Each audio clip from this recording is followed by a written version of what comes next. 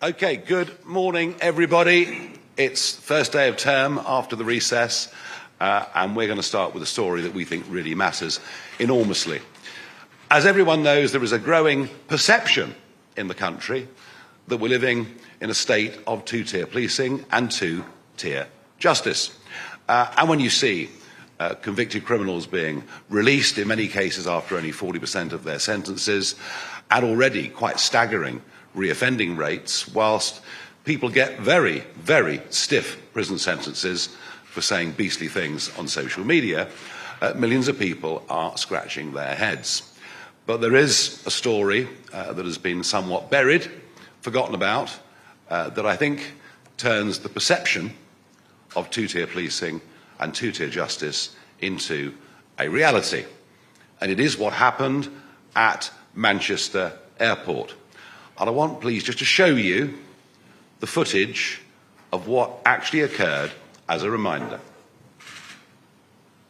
Because what happened here was a really, really violent exchange. It finished up, of course, with a female police officer, having her nose broken. Pretty awful stuff.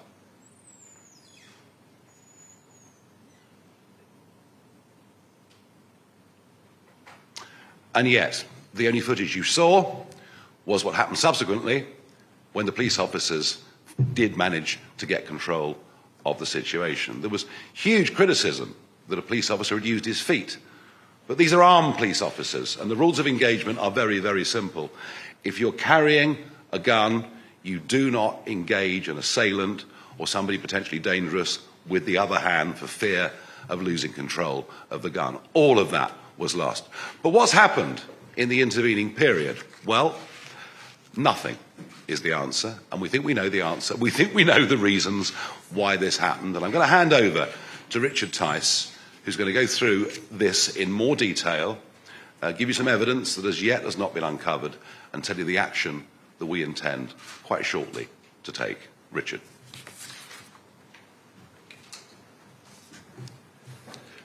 Thank you, Nigel. Good morning, everybody. So you saw the footage there of that shocking assault on police officers way back on the 23rd of July, some 11 weeks ago. Now, today, we are sending to the Home Secretary a letter signed by all 5 of the Reform UK MPs setting out our real concerns, because this was a brutal, vicious, violent assault on those police officers, who must have wondered what on earth was happening.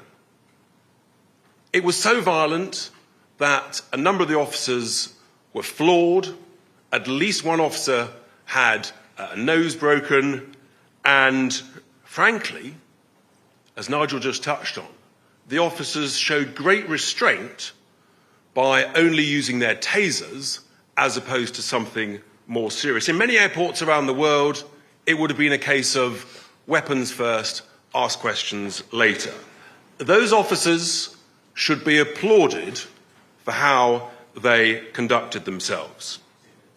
11 weeks later, the assailants have still not been charged. Just think about that. I mean, we've got the video evidence. What more evidence can there be? And yet we've seen actually a clear example where just 2 weeks after this incident, when regrettably other police officers were assaulted, they were arrested, charged, convicted and jailed in very, very short order, a matter of days.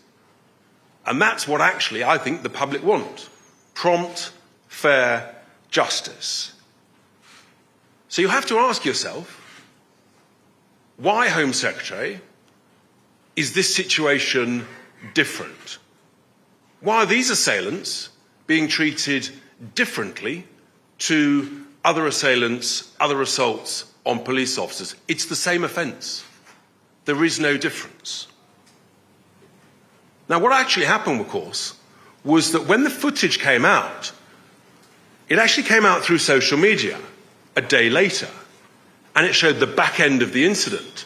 It didn't show the whole footage. So what was allowed to permeate through the country was that this was police brutality, that this was racism, that this was appalling, and a terrible sense of misinformation. We've heard a lot about misinformation. Misinformation was allowed to permeate through society and through the country. It wasn't until the Saturday, 4 days later, that the whole of that footage emerged through a leak. Not through official sources, but through a leak.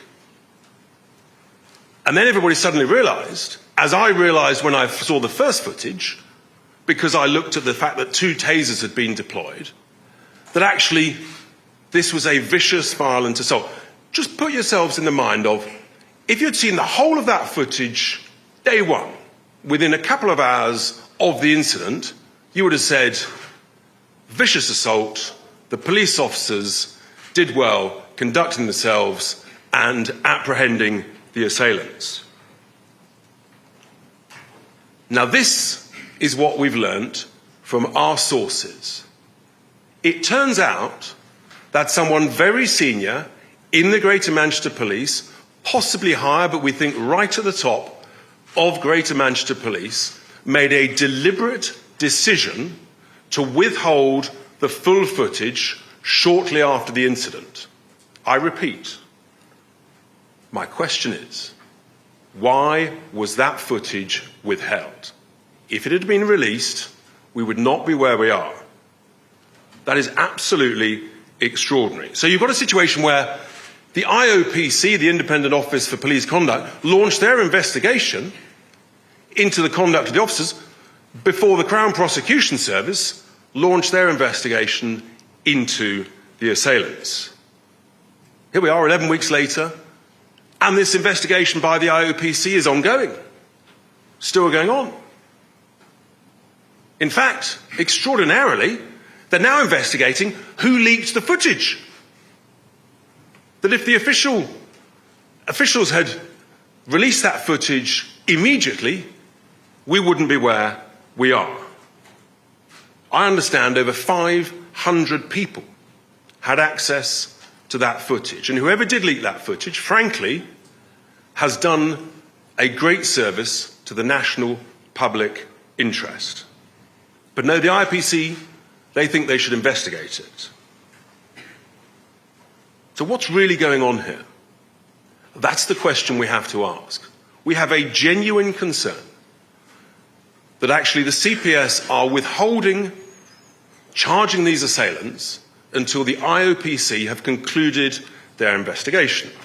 And if the IOPC find any fault in the conduct of the officers, then that will give the CPS reason not to charge the assailants.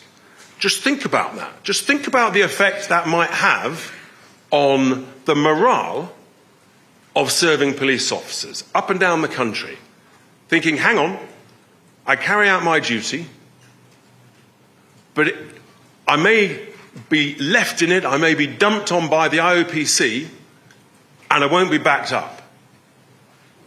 That leads to a complete collapse of morale amongst serving police officers. And if they're worried about that, then the impact is they won't actually carry out their duties and their functions in the way that we, tens of millions of British people, would like them to do so, because they're too afraid of the consequences. That is a very bad place for law and order and justice to be in our country.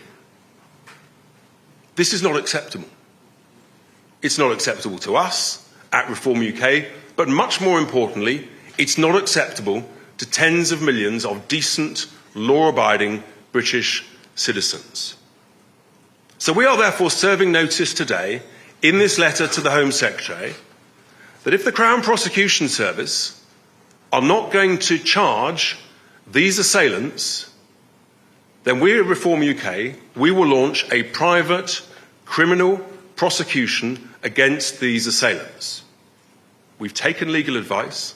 I have a top quality legal team on standby, and that is what we will do. And we will crowdfund it, And I'm very confident that we will raise considerable sums in order to carry out such a prosecution, and in order to provide the confidence that our serving police officers up and down the country want in their duty. It is completely unacceptable for the CPS not to charge these people. Now, it's been suggested to me that if we carry out this action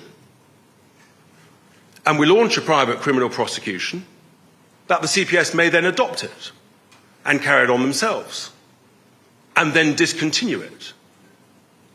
And so I just serve notice here today. Again, that would be completely, utterly unacceptable to tens of millions of British people. This situation is untenable. It's 11 weeks on. We're left with a situation where we genuinely ask the question, has a degree of misconduct or misfeasance gone on by senior officials at the IOPC, at the Greater Manchester Police, and by the CPS? This is not a good place for law and order to be in the United Kingdom. It is a very bad thing if tens of millions of British people think that we have two-tier policing and two-tier justice. That is the contents of this letter to the Home Secretary. We look forward to her reply and her statement on this issue, but the British people want action, we want answers, we want equal, fair, prompt justice. That's what we wanted to say, and we're very happy to take questions from members of the press. What we'll do a photograph of the letter first. Should you come up all round? You guys. Richard, you and I hold that. Get the position. James, you better sort of come on in a bit. Squeeze in, guys. Look to this camera first, right, please. fine.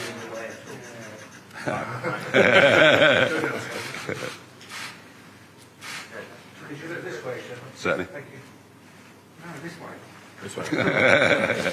We'll work round from left to right. How about that? Yeah, okay. There we go. Slowly but surely. 1, 2, 3, down for 4, up for 5, 6, 7, up there, 8, guy with the blue top, 9 behind, 10 with the hat, 11. I think we've done that. All good? Very good. Right on. Please. Just One more for you. a little bit of video. That's all. All right, okay. Great stuff. Thank you. Thank you. Right, okay. Richard, you stay with me. Okay, we're very happy to take questions on this, or frankly, any other subject you choose. Just tell us which organisation you are from, sir. Tom Simons, BBC. The police have a policy for releasing video which says that there has to be policing purpose for releasing something like this because, of course, it can affect prosecutions. They didn't release the first video. You sort of accuse them of withholding the second video. What actually are you saying they've done wrong here?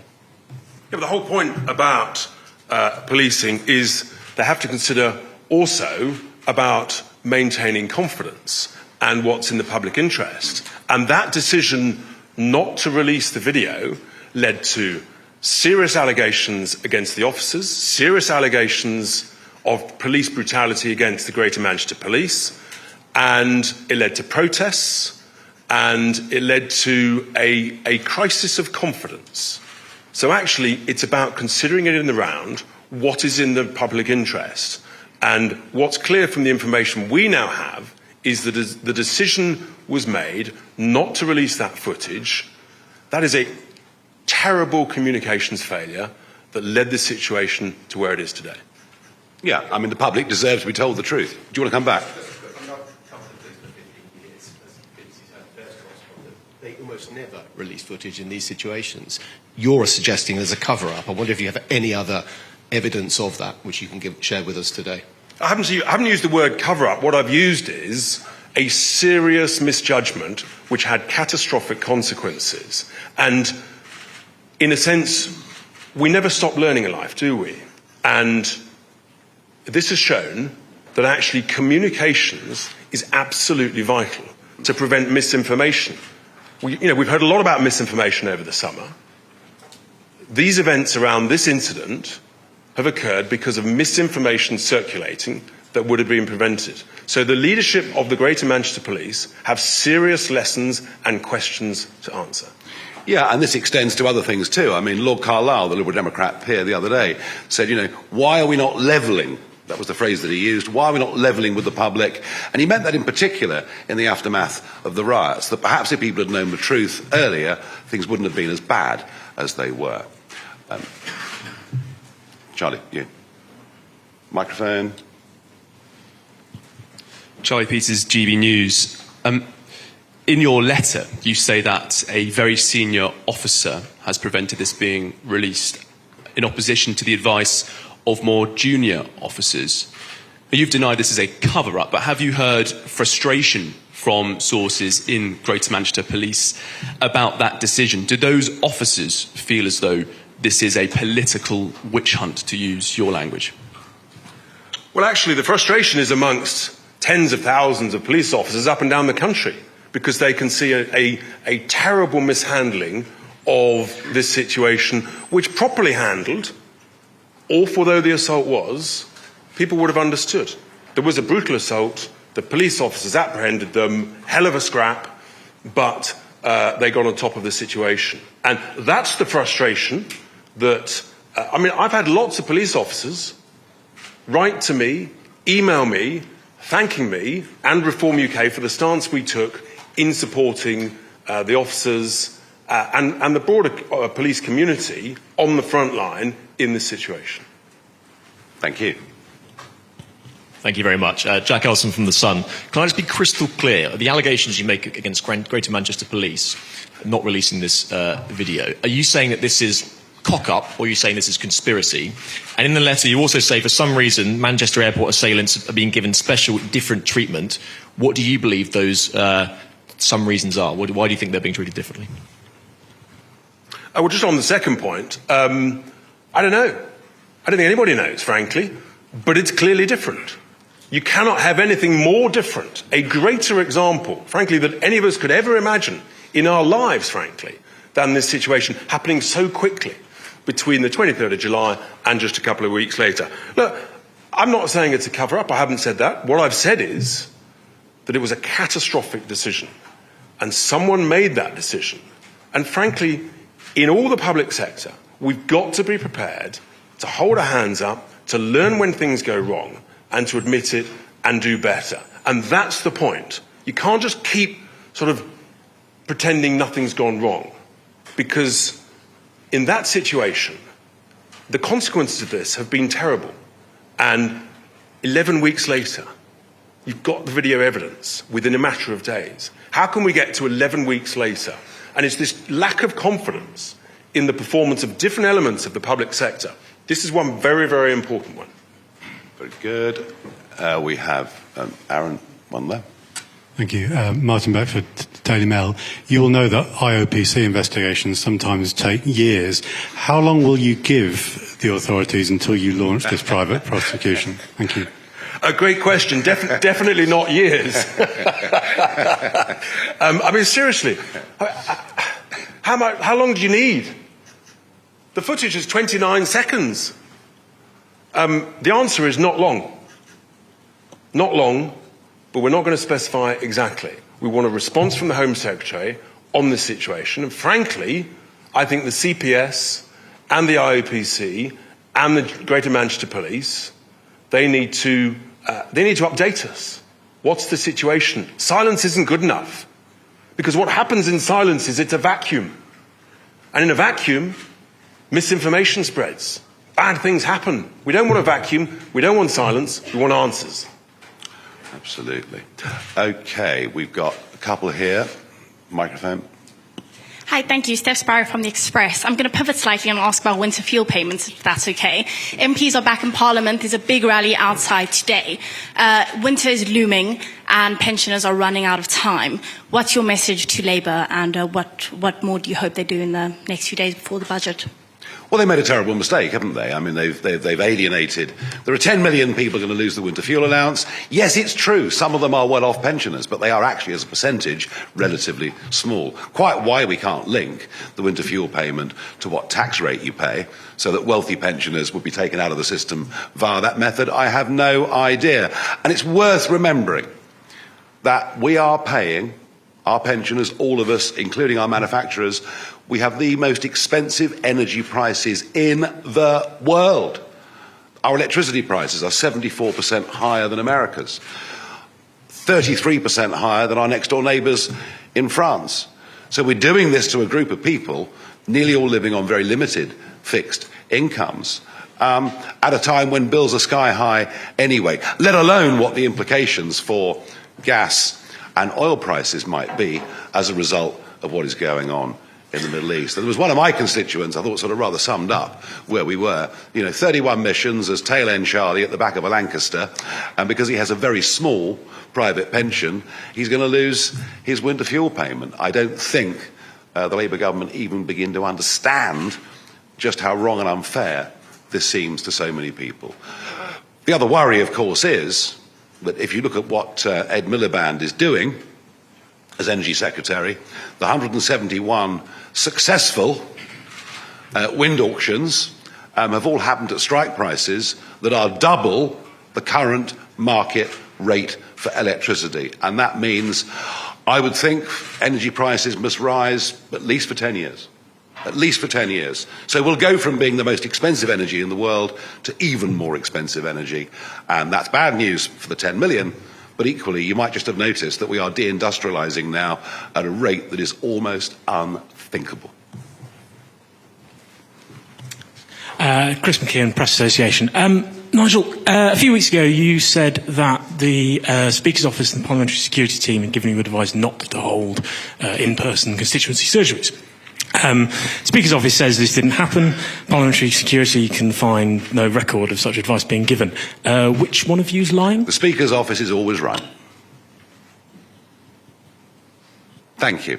Thank you, everybody. Thank you very much indeed. Oh, we've got some more, Dan. Final note. I don't know what you're doing later on today, but there's a very, very important new movie that is coming out. It is Labour the Movie, and you can get it tonight on ITV at 6:25 and on BBC One at 6:55. It is a party political broadcast unlike anything that has ever been seen in the United Kingdom before. In fact, when you watch it, you will ask yourself the question, how on earth were they allowed to do that? And there it is. There's my ticket, and we'll be handing out tickets to all of you in just a couple of moments' time. Thank you.